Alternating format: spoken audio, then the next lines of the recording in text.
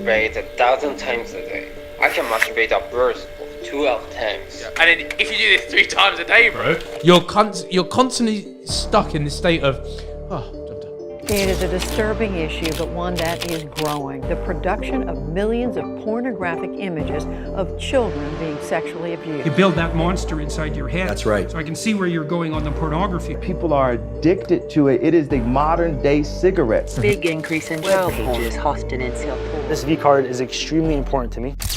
Representation of somebody's virginity. People invest more into a photo on social media than they invest into real life. So masturbation is not a natural need. Unless you can procreate with your hand, then there's no way that masturbation could be something that's naturally occurring. People do it as somewhat of a shortcut to actual sex. The actual natural need is for you to go out and meet a partner, marry them, and then mate with them. And that's how we actually procreate. So that's something that could be a natural need, but as far as masturbation with your own hand, that makes absolutely no sense. I doubt that could ever be a natural need. It becomes an addiction when you can't stop doing it. When you try to stop doing it and then you realize that you failed 3, 4, 5 times in the future, even though you told yourself that this was the last time that you were going to do it. The unfortunate truth is that this is happening to people at especially younger and younger ages as the time goes on because of the ease of access to pornography. Now, the true main issue that makes masturbation itself a problem is the access to pornography. Usually people won't be diving deep into doing it by themselves unless there's something that would easily stimulate them. That's not natural. That is not restricted in most countries, and that has ease of access to millions of videos upon hours and hours and hours, every single category that they want. The brain is a learning prediction machine. If your brain learns to be aroused by watching other people have sex, it is not necessarily going to carry over to the ability to get aroused when you're one-on-one with somebody else. Usually it starts off as something that's very, very calm, very, very simple. And then it turns into something that's a lot more erotic and explicit and actually ends up ruining their life and their relationships because they continue to have this more and more objectified perception on women. And that's how they usually see them. Both thing works for both genders, but usually I see this happening to most of the young men, especially in this day and age. So it becomes a problem when you just can't stop. And the unfortunate truth is that most people really can't. So the harms of pornography are nearly infinite. For example, the first one is that it's extremely addictive. Like at no point in human history have we been able to do a quick search online from the comfort of our own pocket. It's been able to look at millions and millions of hours of unrestricted access to any kinds of videos of people having sex on our phones as we want. That's entirely unnatural. Our ancestors, our grandparents, have never seen as many naked people as we have seen in our day and age within nearly 5 minutes.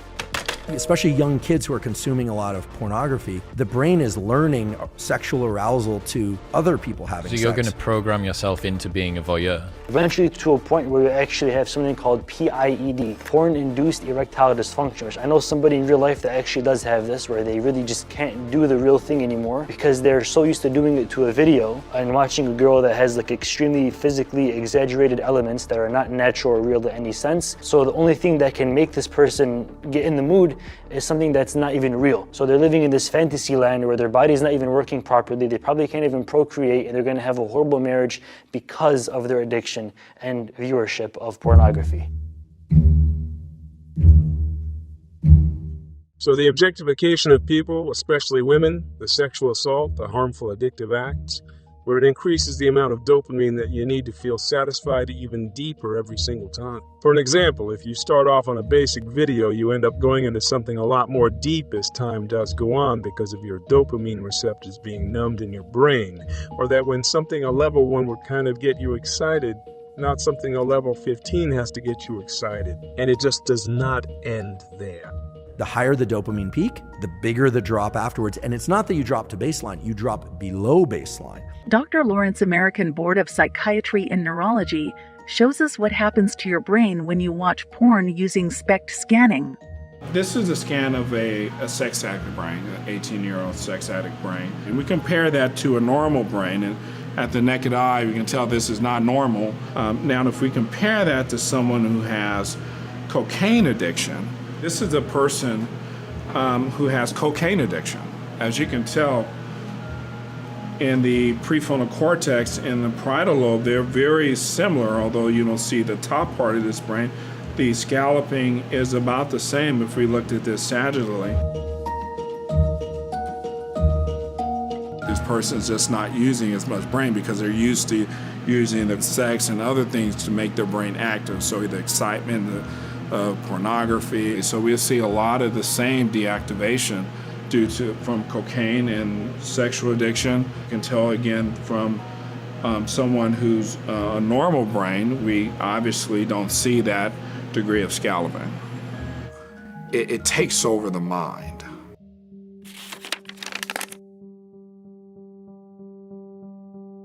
Yeah, this does definitely open the doors to a lot more erotic and harmful, even illegal acts done by people. Because the videos that we're watching now, they're actually showing videos that are replicating, they're not actually in the videos, but they're like replicating people that are under the age of 18. They're replicating people doing extremely nasty things that are illegal in many, many states. The people in the videos aren't actually doing it, they're just acting as if they are. So now the viewers that are watching this are feeling more inspired to actually do these things, like commit harmful acts of like sexual assault, or to commit acts of perverted acts and something of that sort, because they're seeing this in the video and it's becoming their actual norm now. So like I said, it always starts off as something very simple, then ends up leading to something that's actually illegal in a sense. So for an example, the categories can be anywhere from having like minors or like alleged minors in the videos, which actually the biggest companies are actually being sued for right now at the moment. Or they can be replicating something as far as rape, what people find desirable, and that's actually giving them more stimuli to go out and do it in real life because they're finding these videos easily accessible in their own phones. And it's also showing stuff like assault and violence, domestic abuse, and all of the above. Even though it's not actually happening in the video or the actors are okay with it, the concept, the ideology itself is being shown and is being glorified throughout these videos, which is making people a lot more aggressive and higher chances of committing sexual assault. Can my brain heal after I quit pornography? Yes, you can heal. The good news for addicted porn users is that the brain resets with sobriety. The reward system eventually, usually around the 1-year mark, returns to baseline. Feed your brain with the right images and healthy habits. And of course, by staying away completely from watching pornography. During addiction, the number of brain receptors decrease because of exposure to excessive amounts of dopamine. This causes people to take less pleasure than ordinary people. Those who quit masturbating experience an increase in their dopamine receptors to their natural state after a short period. They start to enjoy their life and activities like traveling, chatting with their friends, and going out like everybody else.